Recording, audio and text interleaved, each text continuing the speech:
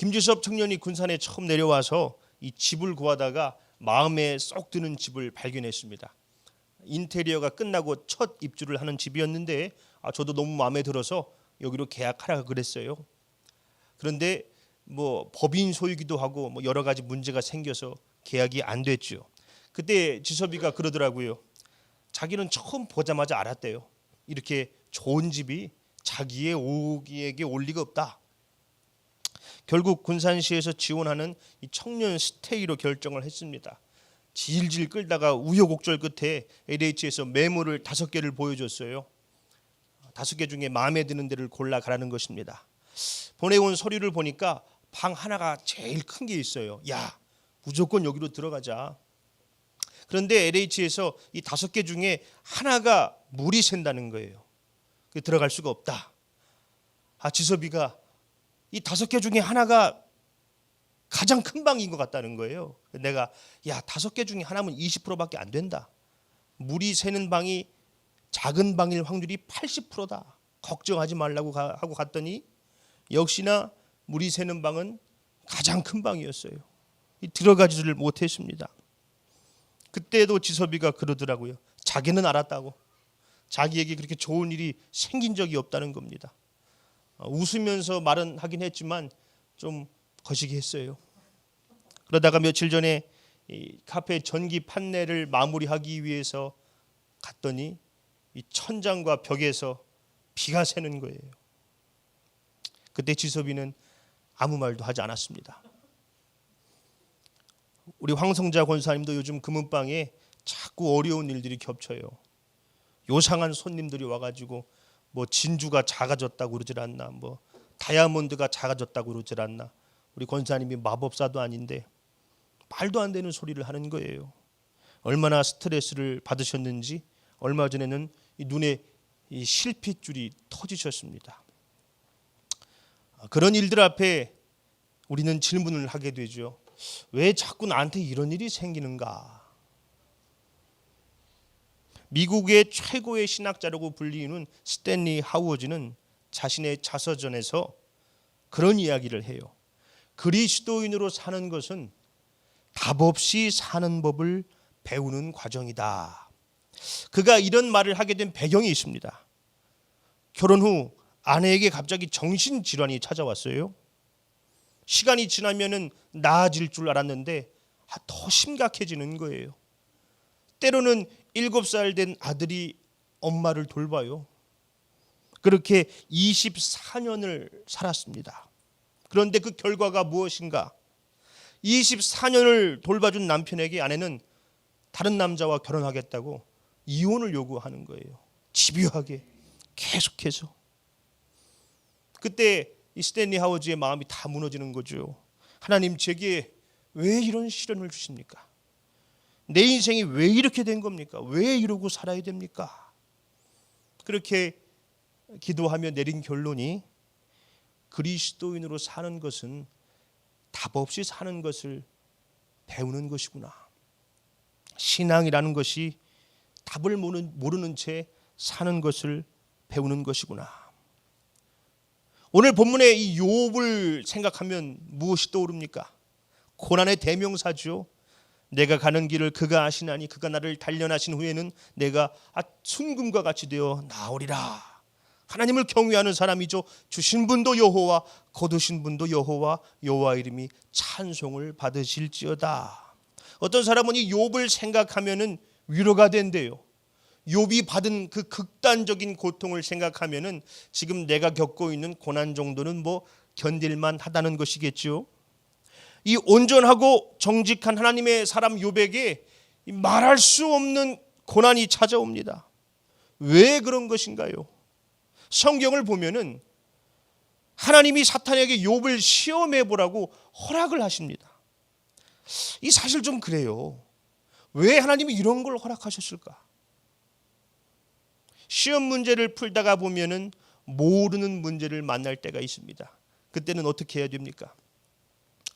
일단 넘어가는 거죠. 아는 문제부터. 그 모르는 거 붙들고 있다가 시간 다 지나서 시험을 망치면 안 되지 않습니까? 이 신앙생활도 그런 것 같아요. 신앙생활을 하다 보면은 모르는 일을 만날 때가 있어요.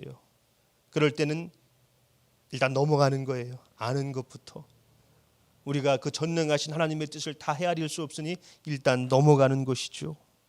욥에게 알 수 없는 고난이 찾아왔습니다. 모든 가산이 풍비박산 났습니다. 그리고 목숨보다 더 귀했던 자녀들이 다 세상을 떠났어요. 그런 상황에서 욥이 뭐라고 합니까? 욥기 1장 21절로 22절 이르되 내가 모태에서 알몸으로 나와 싸운즉 또한 알몸이 그리로 돌아가올지라. 주신 이도 여호와시오 거두신 이도 여호와시오니 여호와의 이름이 찬송을 받으실지니이다 하고 이 모든 일에 욥이 범죄하지 아니하고 하나님을 향하여 원망하지 아니하니라. 주신 분도 여호와 걷어가신 분도 여호와 여호와의 이름이 찬송을 받으실지어다. 욥은 뭐 어떤 원망도 하지 않았답니다. 어떻게 감동적인가요? 저는 오히려 이 욥이 너무 초연해서 이 비인간적으로 느껴집니다. 좀 거시기해요. 저 같은 사람이 뭐 이해할 수 없는 믿음이겠지만은 욥의 삶 자체가 부조리지요. 그런 욥에게 하나님은 또 시험을 허락하십니다. 6절 말씀이죠. 여호와께서 사탄에게 이르시되 내가 그를 내 손에 맡기노라. 다만 그의 생명은 해하지 말지니라. 그 말씀을 듣자마자 사탄은 욥을 치기 시작해요. 7절로 8절이지요. 사탄이 이에 여호와 앞에서 물러가서 욥을 쳐서 그의 발바닥에서 정수리까지 종기가 나게 한지라. 욥이 제 가운데 앉아서 질그릇 조각을 가져다가 몸을 긁고 있더니 이 사탄이 욥을 쳤더니 발바닥부터 정수리까지 온몸에 종기가 나는 거예요. 얼마나 고통스럽고 간지러운지 깨진 그릇으로 온몸을 퍽퍽 긁어댑니다. 피고름이 터지고 상처가 깊어도 참을 수가 없어요. 이 고통은 자책감을 가져오기도 하죠. 내가 뭐를 잘못해서 이런 고통을 받나? 욥이 지금 제 가운데 앉아 있습니다. 참회의 몸짓을 의미해요. 내가 뭔가를 잘못했나 보다. 아무리 생각해도 알 수가 없어요. 그렇죠. 잘못한 게 없으니까요. 인간의 유한함만 절감하겠죠. 고통은 사회적 소외를 가져오기도 해요. 사회적으로 존경받았던 욥은 이제 잊혀진 존재가 됐습니다. 아니 좀 불편한 존재죠. 딱한 건 딱한데 생각하고 같이 있으면 불편한 존재. 그런데 그런 생각을 한번 해봐요. 욥만 고통받았을까요? 뭐 재산이 다 사라진 것은 그렇다 쳐도 자식들이 죽었지 않습니까? 누구보다 더 큰 고통을 받았던 것은 어쩌면 욥의 아내가 아닐까요? 엄마잖아요, 엄마. 자식들 배 아파서 그 10명을 낳았습니다. 젖을 먹이고 밤낮 없이 길렀어요. 그랬던 자식들이 한순간에 다 떠난 겁니다. 그런데 욥기에는 자식을 잃은 어미의 슬픔이 반영되어 있지 않습니다. 오히려 그녀를 불신앙적인 인물로 그려내고 있습니다. 9절 말씀이죠. 그의 아내가 그에게 이르되 당신이 그래도 자기의 온전함을 굳게 지키느냐? 하나님을 욕하고 죽으라. 이 어거스틴은 욥의 아내를 사탄의 보조자라고 했습니다. 칼빈은 사탄의 도구라고 그랬어요. 그러나 말할 수 없는 고통으로 영혼이 갈기갈기 찢겨지고 있는 사람에게 이 신앙의 잣대를 들이대는 것은 그 사람을 2번 죽이는 것입니다. 그들에게 필요한 것은 우는 자들과 함께 울어줄 수 있는 마음입니다. 그래서 그런가 이 70인역 성경에서는 오늘 본문에 이런 부분이 추가가 되어 있답니다. 김규성 목사님의 욥이란 책에 그 부분이 번역이 되어 있어요. 제가 읽어드리겠습니다. 욥의 병이 오래 계속되었다. 한 번은 욥의 아내가 남편에게 말하였다. 언제까지 참고만 계실 겁니까? 당신은 구원해 주실 것을 바라보고 좀 더 기다려보자고 하지만 여보, 이제 이 세상 사람들은 더 이상 당신을 기억하고 있지도 않습니다. 우리의 자식들을 기억하는 사람도 없습니다. 해산의 고통도 애써서 기른 수고도 다 헛것이 되어버렸습니다. 여보, 당신은 구더기가 득실거리는 곳에서 몰락해가고 있습니다. 들판에서 밤을 지새우기가 하세월입니까? 그동안 나는 지긋지긋한 일거리를 찾아 이곳에서 저곳으로, 이 집에서 저 집으로 떠돌아다녔습니다. 애써 일거리를 얻어놓고 너무나 괴롭고 억울해서 잠시라도 쉬기 위해 빨리 해지기만을 기다리고 있습니다. 여보, 하나님을 향해 뭐라고 항의나 하고 죽어버리십시오. 그렇죠. 병든 사람도 힘들지만은 병든 사람을 돌보는 가족은 더 힘들어요. 아픈 것을 지켜보는 것도 힘들고 금전적인 문제도 생각하지 않을 수가 없지요. 치료비며 생활비며. 욥의 아내는 남편을 돌보기 위해서 지긋지긋한 일거리를 찾아 헤매고 있어요. 간신히 일을 구해서 일을 하는데 너무 억울합니다. 그 지역에서 제일 부자였는데, 존경받던 사람이었는데 그렇게 힘들게 일을 하다가 너무 괴로워서 빨리 해지기만을 기다려요. 이것들보다 더 고통스러운 것은 그 처참하게 죽어간 자식들 생각이지요. 남편은 또 저지경이 되어 있고.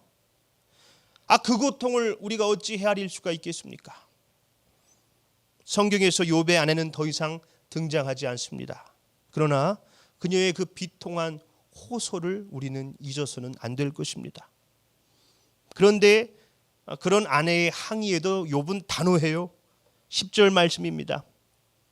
그가 이르되 그대의 말이 한 어리석은 여자의 말 같도다.